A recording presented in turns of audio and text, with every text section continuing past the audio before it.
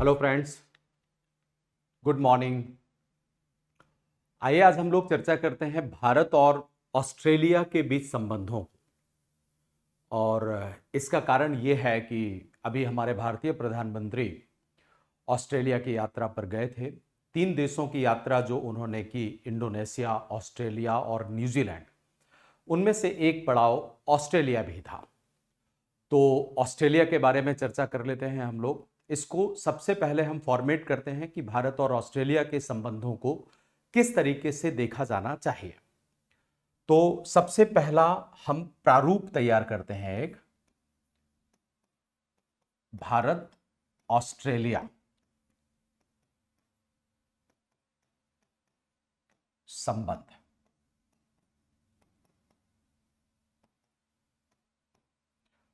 इसमें सबसे पहले हम कॉन्टेक्स्ट देखेंगे कि हम भारत और ऑस्ट्रेलिया के बीच संबंध क्यों पढ़ रहे हैं।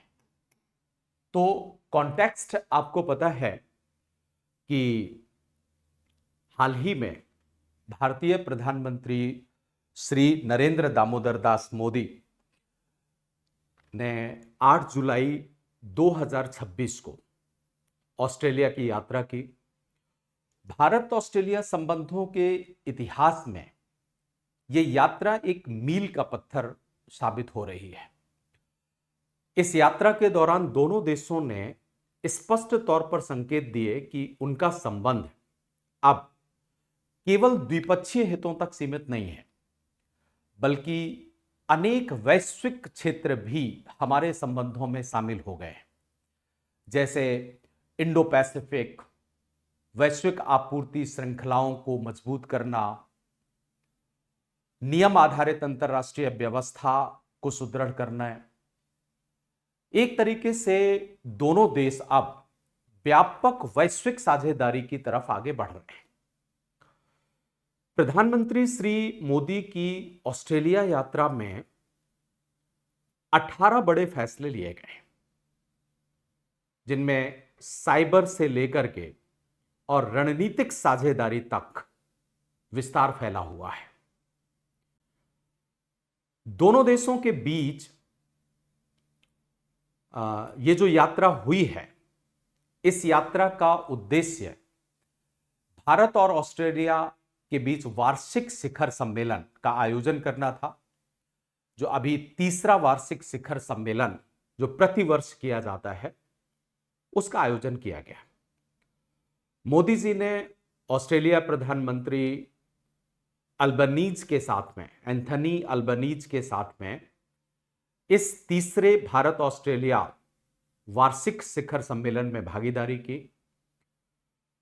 अपनी यात्रा के दौरान प्रधानमंत्री मोदी ने भारत ऑस्ट्रेलिया सीईओ फोरम, इसमें भी भाग लिया, जहां उन्होंने दोनों देशों के शीर्ष व्यापारिक नेताओं की सभा को भी संबोधित किया। इस यात्रा के दौरान बहुत सारी ऐसी बातें हुई हैं जो दोनों देशों के बीच घनिष्ठ संबंधों को मजबूत करती हैं। जिनमें से आप देखिए कि मेलबोर्न में ये जो भारत ऑस्ट्रेलिया वार्षिक शिखर सम्मेलन आयोजित किया गया, इसमें ऑस्ट्रेलिया ने 3 प्राचीन धरोहरें भारत की जो ऑस्ट्रेलिया के पास थीं, उनको वापस लौटाने की घोषणा की है। 9 जुलाई 2026 को प्रधानमंत्री नरेंद्र मोदी और ऑस्ट्रेलिया के प्रधानमंत्री एंथनी अल्बनीज ने आपस में यह निर्णय लिया कि भारत की इन धरोहरों को भारत वापस भेजा जाना चाहिए। ये जो धरोहरें हैं, इनमें ऐतिहासिक कलाकृतियां, जैसे कि आप देखो तमिलनाडु के प्राचीन मंदिरों से इन कलाकृतियों का संबंध है, जो फिलहाल ऑस्ट्रेलिया के सांस्कृतिक संस्थानों में सुरक्षित तौर पर रखी हुई हैं। अभी जरूरी कानूनी प्रक्रिया को पूरी होने के बाद इनको वापस ले आया जाएगा। इन धरोहरों में तमिलनाडु के श्री काशी विश्वनाथ मंदिर, मतलब कोल्लुमुंगुडी से जुड़ा देवी भद्रकाली की आकृति वाला एक धातु का त्रिशूल है, और 13वीं से 16वीं शताब्दी के नंदी की पत्थर की प्रतिमा भी है। इसके अलावा 11वीं शताब्दी के चोल काल की 6 मुख वाले भगवान कार्तिकेय, जिनको षणमुख कहा जाता है, उनकी पत्थर की मूर्ति भी लौटाई जाएगी, जो तंजावुर के नागनाथ स्वामी मंदिर की है। तो इस शिखर सम्मेलन में दोनों नेताओं ने यह स्पष्ट किया कि सांस्कृतिक विरासत का सम्मान और ऐतिहासिक धरोहरों की रक्षा करना दोनों देशों के द्विपक्षीय संबंधों और रणनीतिक साझेदारी का एक अहम हिस्सा है। और इसमें ये 3 प्राचीन धरोहरें भारत को वापस मिलेंगी। इसके साथ इस यात्रा के दौरान एक और महान कार्य किया गया। मेलबर्न के प्रसिद्ध मार्वल स्टेडियम में मेलबर्न मीट्स मोदी कार्यक्रम का आयोजन किया गया, जिसमें बड़ी संख्या में लोग शामिल हुए। ऐसा कहा जाता है कि लगभग 30,000 लोग जो भारतीय समुदाय के हुआ करते थे, वो इस मेलबर्न मीट्स मोदी में शामिल हुए। यहां पर ऑस्ट्रेलिया के प्रधानमंत्री ने अनेक अपनी मन की बातें कही। उन्होंने कहा कि प्रधानमंत्री मोदी मेरे मित्र, शानदार मेलबर्न में आपका स्वागत है।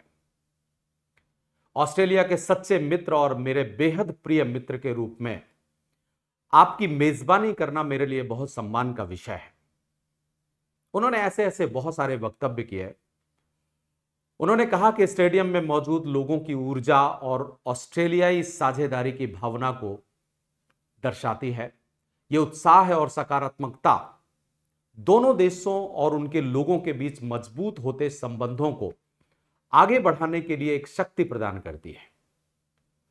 मेलबर्न में भारतीय समुदाय की भूमिका की सराहना करते हुए एंथनी अल्बनीज ने कहा कि ऑस्ट्रेलिया में रहने वाले भारतीय मूल के लोग राष्ट्रीय संकट और जरूरत के समय सबसे पहले मदद के लिए आगे आते हैं। उन्होंने कहा कि भारतीय समुदाय स्वास्थ्य, सूचना प्रौद्योगिकी, छोटे व्यवसायों और शिक्षा जैसे क्षेत्रों में ऑस्ट्रेलिया की प्रगति में महत्वपूर्ण योगदान दे रहा है। भारत से आने वाले विद्यार्थी ऑस्ट्रेलिया की शिक्षा व्यवस्था और इसके सामाजिक व्यवस्था को समृद्ध बना रहे हैं। भारतीय प्रवासी समुदाय को भारत और ऑस्ट्रेलिया के बीच एक जीवंत पुल की संज्ञा दी उन्होंने। जीवंत पुल कहते हुए उन्होंने कहा कि उनकी संस्कृति, मेहनत और देश के प्रति समर्पण ने ऑस्ट्रेलिया को और मजबूत, बेहतर और अधिक विविध बनाया है। अल्बनीज कहते हैं कि भारतीय समुदाय की वजह से ऑस्ट्रेलिया एक अधिक समृद्ध और बहुसांस्कृतिक राष्ट्र बन गया है। उन्होंने कहा कि दोनों देशों के बीच यह रिश्ता केवल सरकारों तक सीमित नहीं है, बल्कि दोनों देशों के लोगों के बीच गहरे जुड़ाव पर आधारित है।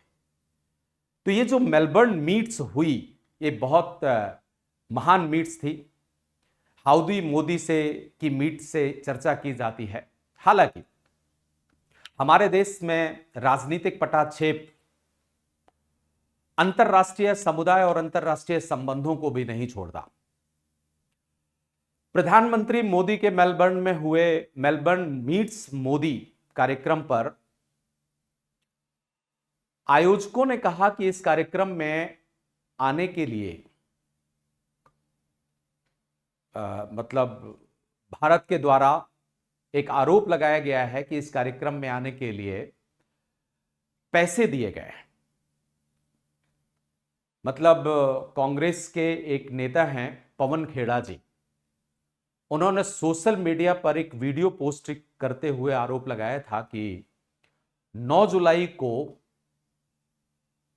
जो ये कार्यक्रम आयोजित किया गया, उसमें लोगों को पैसे देकर चार्टर प्लेन से बुलवाया गया।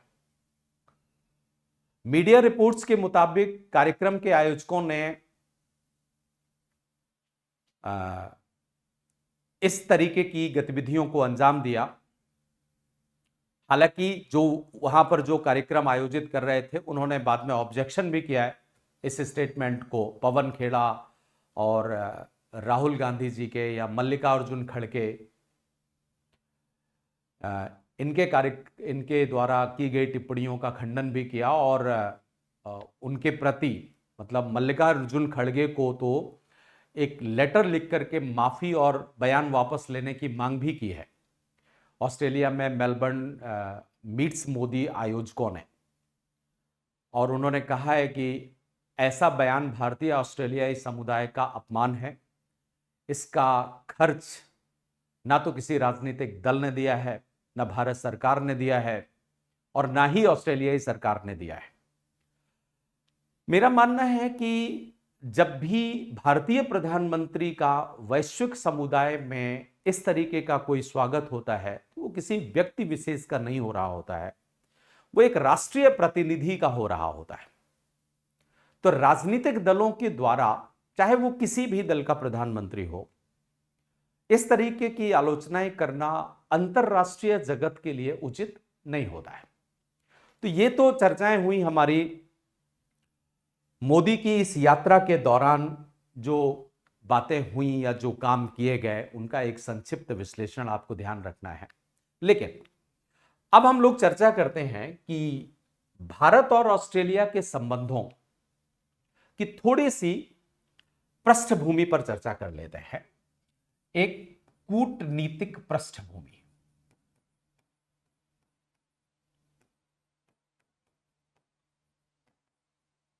और इस कूटनीतिक पृष्ठभूमि में अगर आप देखें तो भारत और ऑस्ट्रेलिया के कूटनीतिक संबंधों की शुरुआत तो 1941 में ही हो गई थी, लेकिन लंबे समय तक दोनों देशों के संबंध बहुत सीमित रहे, महज व्यापार और कॉमनवेल्थ तक ही सीमित थे।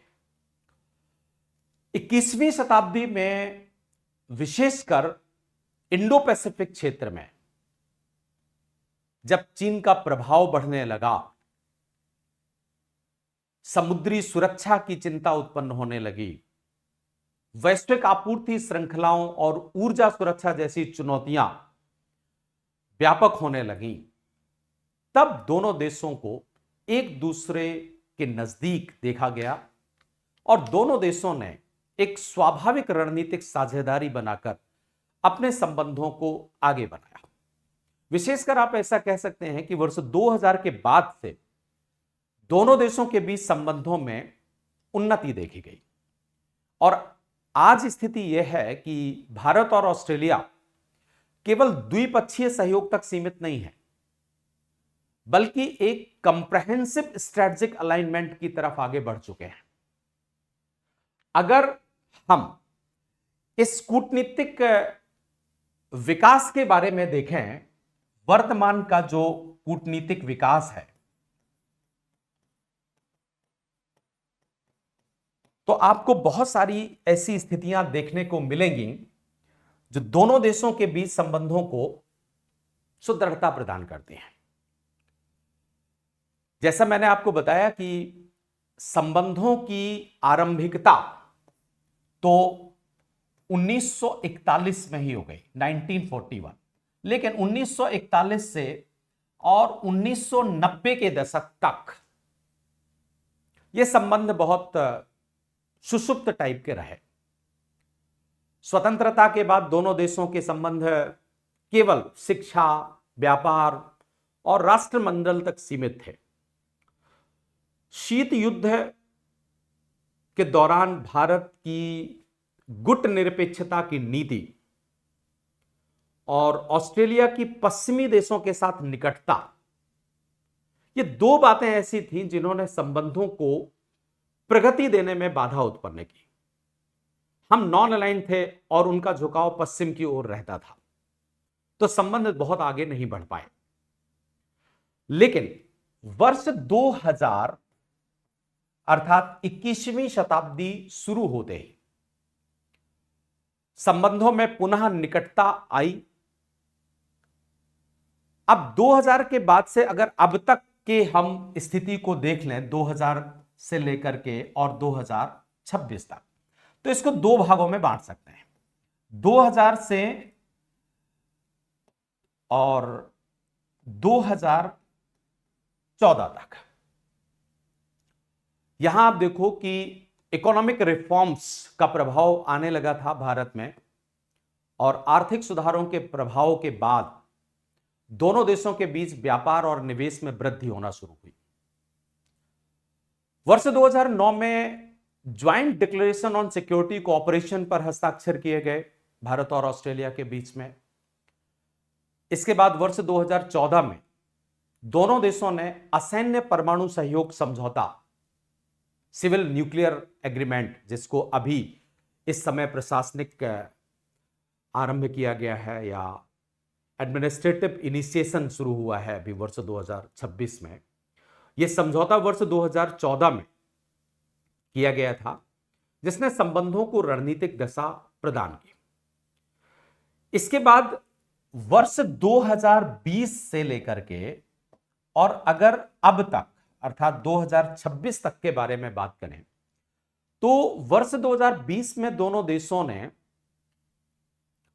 कंप्रहेंसिव स्ट्रेटेजिक पार्टनरशिप एग्रीमेंट किया, स्थापित किया, मतलब सीएसपी, जिसके बाद रक्षा, समुद्री सुरक्षा, साइबर सुरक्षा, education, energy, rare earth, technology, इन सभी क्षेत्रों में संबंध बड़ी तेजी से आगे बढ़े।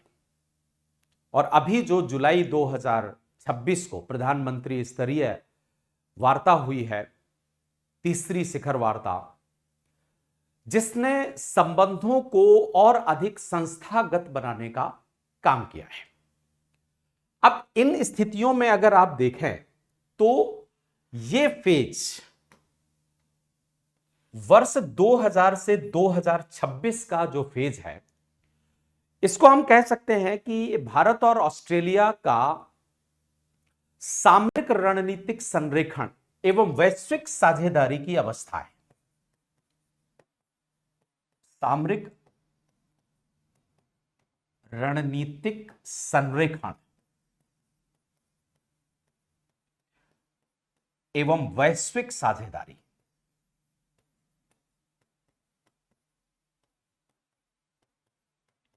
ये हमारा इस समय चल रहा है। अब इसमें आप ये देखिए कि आज भारत और ऑस्ट्रेलिया न केवल द्विपक्षीय सामरिक रणनीतिक संरेखण की ओर बढ़ रहे हैं, अपितु इनके बीच संबंध एक ग्लोबल पार्टनरशिप के रूप में परिवर्तित हो रहे हैं। और इसके हमारे सामने अनेक प्रमाण भी हैं। जैसे आप देखो कि इंडो पैसिफिक क्षेत्र में दोनों देशों की साझा रणनीति है। दोनों देश स्वतंत्र, मुक्त और नियम आधारित इंडो पैसिफिक, मतलब free, open and inclusive Indo Pacific का समर्थन करते हैं। दूसरी तरफ चीन की विस्तारवादी नीतियों के बीच दोनों समुद्री सुरक्षा की, नौवहन की स्वतंत्रता को सुनिश्चित करने के लिए भी मिलकर कार्य कर रहे हैं। तो आप सामरिक रणनीतिक संरेखण में कह सकते हैं कि दोनों देश इंडो पैसिफिक क्षेत्र में साझा रणनीति को अपना रहे हैं। दूसरी बात अगर हम देखें तो रक्षा और सैन्य क्षेत्र का विस्तार बड़ी तेजी से हो रहा है। दोनों देशों के बीच ऑस इंडेक्स, मालाबार जैसे युद्धाभ्यास होते हैं। रक्षा उद्योग में भी सहयोग है। असैन्य रसद सहयोग और खुफिया जानकारी के आदान प्रदान में भी निरंतर वृद्धि हो रही है। अगर जुलाई 2026 की यात्रा को देखा जाए तो इस यात्रा में रक्षा सहयोग को और अधिक संस्थागत स्वरूप प्रदान किया गया है। इंस्टीट्यूशनलाइजेशन ऑफ डिफेंस कोऑपरेशन बढ़ाया जा रहा है। अगर हम तीसरी बात देखें तो बहुपक्षीय मंचों में भी दोनों देशों के बीच समन्वय स्थापित हो रहा है और बढ़ रहा है। दोनों देश अनेक मंचों पर समान दृष्टिकोण रखते हैं, जैसे G20, Quad, East Asia Summit, Indian Ocean Rim Association, Commonwealth. इन सभी में एक जैसा दृष्टिकोण भारत और ऑस्ट्रेलिया का है। क्वाड में अगर आप देखें तो भारत और ऑस्ट्रेलिया, अमेरिका, जापान, इन सब के साथ में मिलकर के आपसी सहयोग को विकसित कर रहे हैं। क्वाड समुद्री सुरक्षा, आपदा प्रबंधन और new emerging science and technology, cyber सुरक्षा, स्वास्थ्य सुरक्षा, इसके बाद आपका आपूर्ति श्रृंखलाओं में लचीलापन लाने के लिए सहयोग को बढ़ा रहा है। तो ये सारे के सारे जो सहयोग हैं वो स्पष्ट कर रहे हैं कि दोनों देश एक बहुपक्षीय साझेदारी की तरफ आगे बढ़ रहे हैं, मल्टी अलाइनमेंट की तरफ आगे बढ़ रहे हैं। चौथी बात अगर हम देखें तो महत्वपूर्ण खनिज और ऊर्जा सुरक्षा में भी आपसी सहयोग बढ़ा है। ऑस्ट्रेलिया लिथियम, कोबाल्ट और अनेक दुर्लभ खनिजों का मुख्य उत्पादक है, वहीं दूसरी तरफ भारत इन संसाधनों का बड़ा उपभोग करता है। ऐसी स्थिति में दोनों देश क्रिटिकल मिनरल पार्टनरशिप के माध्यम से ऊर्जा संक्रमण, इलेक्ट्रॉनिक वाहन और रक्षा उद्योग के लिए सुरक्षित आपूर्ति श्रृंखला विकसित कर रहे हैं, जिससे चीन पर निर्भरता दोनों देशों की कम होगी। हरित हाइड्रोजन, सौर ऊर्जा, परमाणु ऊर्जा और इस ऊर्जा संक्रमण के दौर में सहयोग दोनों देशों को वैश्विक स्तर पर मजबूती प्रदान करेगा। इसके साथ वैश्विक जलवायु लक्ष्यों की दिशा में भी महत्वपूर्ण भागीदारी बढ़ा रहे हैं। अगर हम पांचवी बात करें तो समुद्री सुरक्षा और हिंद महासागर सहयोग दोनों देशों के बीच बढ़ा है। इस यात्रा के दौरान जो अभी प्रधानमंत्री की हुई, दोनों देश समुद्री मार्गों की सुरक्षा, समुद्री डकैती को लेकर के विरोधी अभियान चलाने के लिए सहमत हुए हैं। अवैध मछली पकड़ने, आतंकवाद और समुद्री आपदाओं से निपटने के लिए सहयोग बढ़ा रहे हैं। मानवीय सहायता और आपदा राहत कार्यक्रमों में भी आपसी सहयोग बढ़ा है। दोनों देशों ने मैरीटाइम डोमेन अवेयरनेस और संयुक्त नौसैनिक पेट्रोलिंग से क्षेत्रीय स्थिरता को बढ़ाने के लिए सहमति दर्ज की है। इसी तरीके से आर्थिक और तकनीकी साझेदारी में भी वृद्धि हुई है। ECTA और सीका, इनके माध्यम से दोनों देश व्यापार, निवेश, डिजिटल अर्थव्यवस्था, कृत्रिम बुद्धिमत्ता, सेमीकंडक्टर्स, साइबर सिक्योरिटी और अन्य क्षेत्रों में इनोवेशन में सहयोग की नई ऊंचाइयां प्राप्त कर रहे हैं। न केवल इन सब व्यापारिक और सैनिक क्षेत्र में दोनों देशों का सहयोग बढ़ा है, बल्कि दोनों ने लोकतांत्रिक मूल्यों और वैश्विक शासन पर भी समान दृष्टिकोण उजागर किया है। दोनों लोकतांत्रिक राष्ट्र रूल ऑफ लॉ, संप्रभुता, अंतरराष्ट्रीय कानून और बहुपक्षवाद के समर्थक हैं।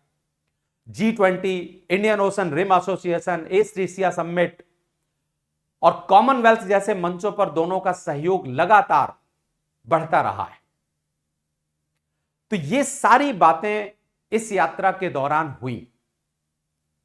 अगर हम भारत और ऑस्ट्रेलिया के बीच देखें कि दोनों देशों के बीच में वर्तमान में सहयोग के कौन कौन से क्षेत्र हैं, वर्तमान सहयोग, तो अनेक क्षेत्रों में आपसी सहयोग विकसित किया गया है। विशेषकर जैसा कि आप देख रहे हैं कि वर्ष 2020 के बाद तो सामरिक क्षेत्र बहुत महत्वपूर्ण रहा है।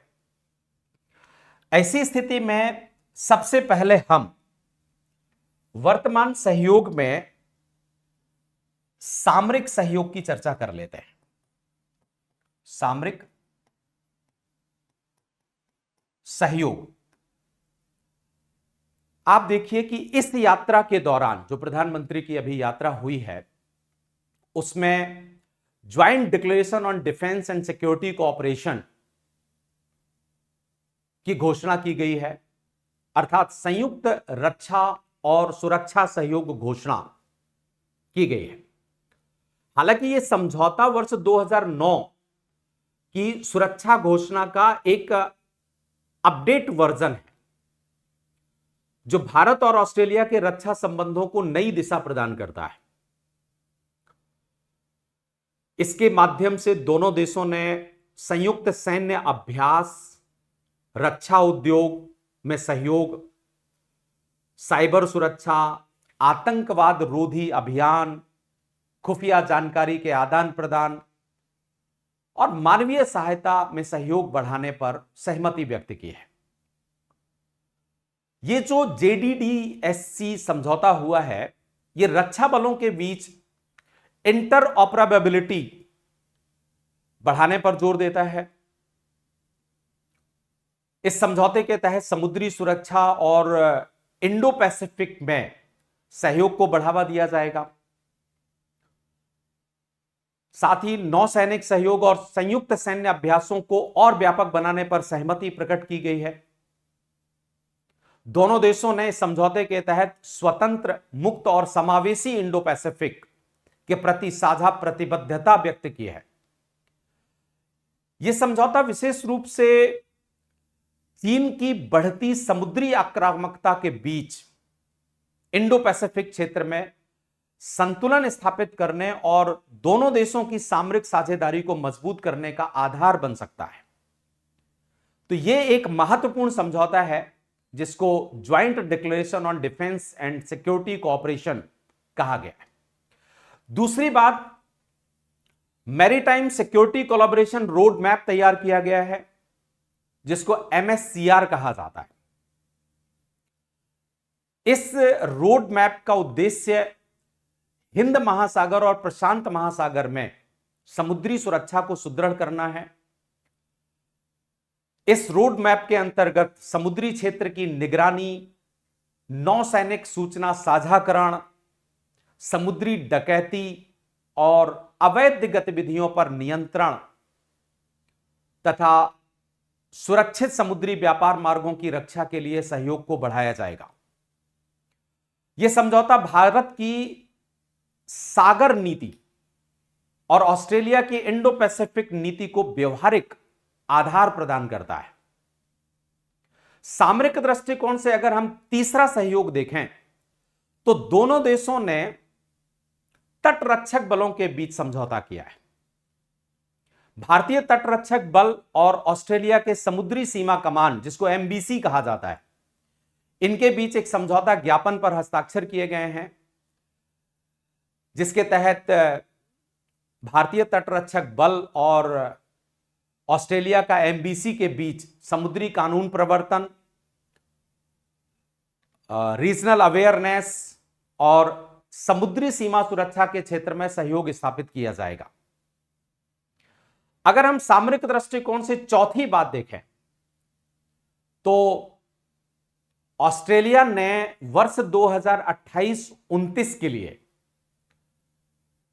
ऑस्ट्रेलिया के रक्षा महाविद्यालय में एक भारतीय सैन्य प्रशिक्षक के लिए आमंत्रण भेजा है। मतलब वर्ष 2028-29 में ऑस्ट्रेलिया के रक्षा महाविद्यालय में एक भारतीय सैन्य प्रशिक्षक को तैनात करने की घोषणा की गई है। तो सामरिक दृष्टिकोण से ये 4 बहुत महत्वपूर्ण सहयोग इस समय किए गए, जिनमें आप संयुक्त रक्षा और सुरक्षा घोषणा सहयोग, समुद्री सुरक्षा सहयोग रोड मैप, तटरक्षक बलों के बीच में सहयोग और सैन्य प्रशिक्षण के दृष्टिकोण से सहयोग को देख सकते हैं। अगर हम दूसरे नंबर पर देखें व्यापार और निवेश को, तो इस यात्रा के दौरान व्यापार और निवेश में भी बहुत तेजी से आगे बढ़ने की सहमति बनाई गई है। दोनों देशों ने व्यापक आर्थिक सहयोग समझौते, मतलब सीका, जिसको कंप्रहेंसिव इकोनॉमिक कोऑपरेशन एग्रीमेंट कहा जाता है, इसको शीघ्र तरीके से अंतिम रूप देने और द्विपक्षीय व्यापार और निवेश को बढ़ाने पर सहमति व्यक्त की है। इस समझौते से दोनों देशों के बीच वस्तुओं और सेवाओं के व्यापार को बढ़ावा मिलेगा, निवेश के नए अवसर उत्पन्न होंगे, आपूर्ति श्रृंखलाओं को और अधिक सुरक्षित किया जा सकेगा, उन्हें लचीला बनाया जा सकेगा।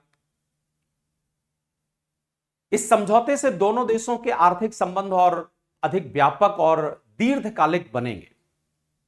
साथ ही जो क्रिटिकल मिनरल्स हैं, डिजिटल टेक्नोलॉजी है, एआई, इन सब के उन्नत विनिर्माण में सहयोग प्राप्त होगा। ऑस्ट्रेलियाई निवेशकों के द्वारा भारत के अवसंरचना क्षेत्र में अतिरिक्त निवेश करने की भी घोषणा की गई है इस यात्रा के दौरान। तो व्यापार और निवेश के बीच में भी सहयोग हुआ। अगर हम एक्सक्लूसिवली क्रिटिकल मिनरल्स, एनर्जी और परमाणु ऊर्जा के क्षेत्र में देखें तो आपसी सहमति तेजी से बढ़ी है। अगर बात की जाए असैन्य परमाणु सहयोग समझौते को लेकर के, तो यह समझौता तो वर्ष 2014 में ही हो गया था, लेकिन अब जुलाई 2026 को भारत ऑस्ट्रेलिया असैन्य परमाणु समझौते का प्रशासनिक कार्यान्वयन किया गया है। मतलब 2014 के भारत ऑस्ट्रेलिया असैन्य परमाणु समझौते को अब पूरी तरीके से लागू किया जा रहा है, जिसका परिणाम यह होगा कि ऑस्ट्रेलिया से भारत को यूरेनियम की नियमित आपूर्ति सुनिश्चित हो सकेगी, जिससे भारत के शांतिपूर्व परमाणु ऊर्जा कार्यक्रम को मजबूती प्राप्त होगी। तो यह समझौता भारत की बढ़ती ऊर्जा आवश्यकताओं को पूरा करने और स्वच्छ एवं विश्वसनीय ऊर्जा स्रोतों के विस्तार में महत्वपूर्ण भूमिका निभाएगा। तो यह परमाणु समझौता का प्रशासनिक क्रियान्वयन एक बहुत महत्वपूर्ण है। दूसरी बात करें तो भारत ऑस्ट्रेलिया ऊर्जा सुरक्षा संयुक्त वक्तव्य जारी किया गया है, जिसको India Australia joint statement on energy security कहा जाता है। इस संयुक्त वक्तव्य का उद्देश्य दोनों देशों के बीच दीर्घकालिक और विश्वसनीय ऊर्जा साझेदारी स्थापित करना है, जिसके अंतर्गत स्वच्छ ऊर्जा, हरित हाइड्रोजन, सौर एवं पवन ऊर्जा, निम्न कार्बन प्रौद्योगिकी और ऊर्जा आपूर्ति श्रृंखलाओं को मजबूत करने पर सहमति बनी है। ये जो एनर्जी सिक्योरिटी स्टेटमेंट है, ये भारत के ऊर्जा संक्रमण, कार्बन उत्सर्जन में कमी और ऊर्जा आत्मनिर्भरता के लक्ष्यों को गति प्रदान करेगा। आप देखिए कि ये जो भारतीय प्रधानमंत्री के द्वारा जनवरी 2024 में पीएम सूर्य घर योजना और भारत की हरित ऊर्जा यात्रा आरंभ की गई थी, उसको भी यह सहयोग करेगा। तो इससे हमें फायदा प्राप्त होगा। मतलब ऊर्जा क्षेत्र में आप देखिए कि जो भारत के रूफटॉप सोलर ट्रेनिंग एकेडमी है, वो काम कर रही है, उसको भी मदद मिलेगी। इसके बाद क्रिटिकल मिनरल्स में भी सहयोग बढ़ा है हमारा, और इस यात्रा के दौरान महत्वपूर्ण खनिज सहयोग समझौते पर हस्ताक्षर किए गए हैं, जैसे लिथियम, कोबाल्ट, निकेल और अन्य रेयर अर्थ एलिमेंट्स हमें प्राप्त हो सकेंगे, जिन खनिजों का उपयोग हम बैटरी निर्माण, इलेक्ट्रॉनिक वाहन, रक्षा उपकरण और आधुनिक इलेक्ट्रॉनिक उद्योग में कर सकेंगे। तो यह समझौता भारत की विनिर्माण क्षमता, ऊर्जा सुरक्षा को मजबूत करेगा और महत्वपूर्ण बात यह है कि चीन पर निर्भरता कम करने में भी मदद करेगा। इस यात्रा के दौरान शिक्षा, नवाचार और जन संपर्क में भी वृद्धि देखी गई। मतलब हायर एजुकेशन, रिसर्च, कृत्रिम बुद्धिमत्ता, new emerging science technology, skill development में विश्वविद्यालयीय स्तर पर सहयोग और समझौता बढ़ाया जाएगा। इससे छात्रों, शोधकर्ताओं और वैज्ञानिकों के बीच आदान प्रदान बढ़ेगा।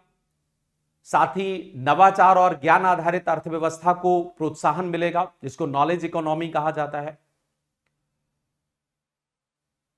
भारतीय अप्रवासी समुदाय के बारे में जैसा कि अल्बनीज साहब ने कहा था कि भारतीय अप्रवासी समुदाय दोनों देशों के बीच एक लिविंग ब्रिज, जीवंत सेतु के रूप में काम कर रहा है। तो ये जो लिविंग ब्रिज है ये और मजबूत होगा। कई तरीके के विश्वविद्यालय आपस में सहयोग करने के लिए आगे आए हैं। जैसे आप देखो कि फ्लिंडर्स विश्वविद्यालय,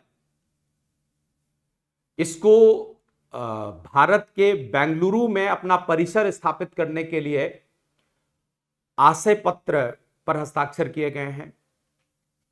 इसी तरीके से राष्ट्रीय व्यावसायिक शिक्षा और प्रशिक्षण परिषद और ऑस्ट्रेलिया के कौशल गुणवत्ता प्राधिकरण के बीच में आशय पत्र पर हस्ताक्षर हुए हैं। ऐसे तमाम तरीके के विश्वविद्यालय स्तर पर, फिल्म स्तर पर भी सहयोग बढ़ा है।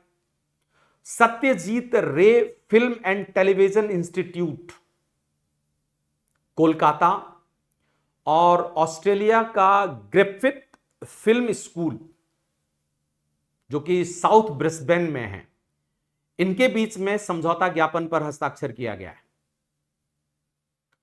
तो ऐसे बहुत सारे एजुकेशन क्षेत्र पर दोनों देशों ने आपसी सहयोग को विकसित किया है। तो आपने देखा कि भारत और ऑस्ट्रेलिया के वर्तमान सहयोग के ये क्षेत्र हैं। अब बात आती है कि दोनों देशों ने जो सहयोग स्थापित किया है उसमें सामरिक सहयोग भी है, आर्थिक सहयोग भी है, आर्थिक निवेश आधारित सहयोग प्लस ऊर्जा सहयोग, ऊर्जा में परमाणु ऊर्जा, विशेषकर रेयर अर्थ का सहयोग है। इसके बाद अन्य क्षेत्र में जैसे कि शिक्षा आदि क्षेत्रों में सहयोग बढ़ा। तो ये इस यात्रा में डेवलपमेंट हुआ जो आज सामरिक रणनीतिक संरेखण और वैश्विक साझेदारी की ओर हम आगे बढ़ रहे हैं। अगर दोनों देशों के बीच में रिलेशन के इंपॉर्टेंस पर चर्चा की जाए कि भारत और ऑस्ट्रेलिया के संबंध क्यों महत्वपूर्ण है एक दूसरे के लिए, तो इसके कई कारण हैं। अगर दोनों देशों के बीच संबंधों के महत्व के बारे में चर्चा की जाए,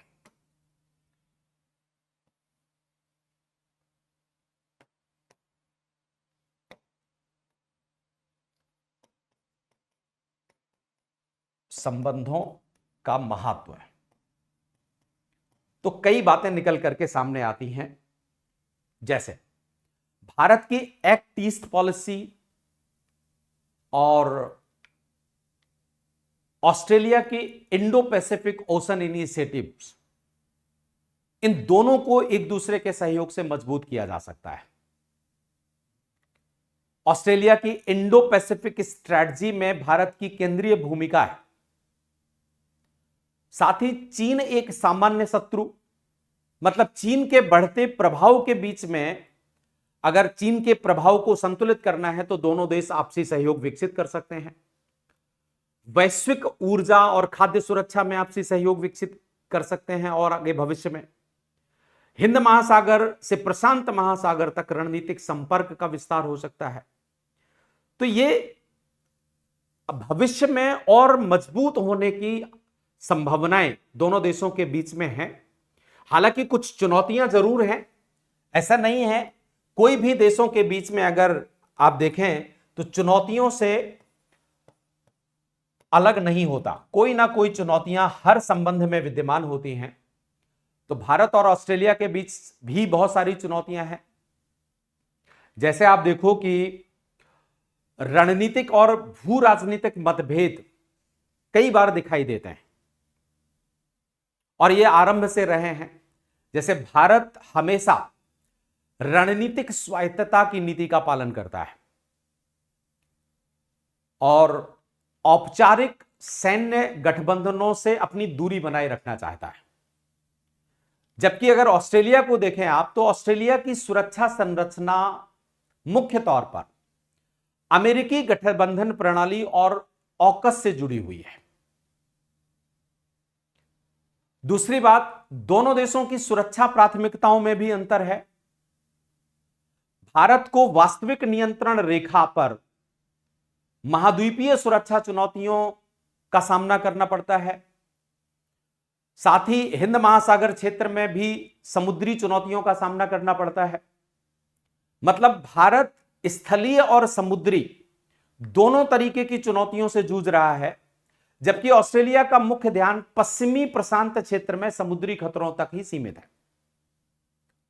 वहीं पर अगर आप चीन पर ऑस्ट्रेलिया की महत्वपूर्ण आर्थिक निर्भरता को देखें तो वो दोनों देशों के बीच गहरे रणनीतिक सामंजस्य की प्रक्रिया को जटिल बना देती है।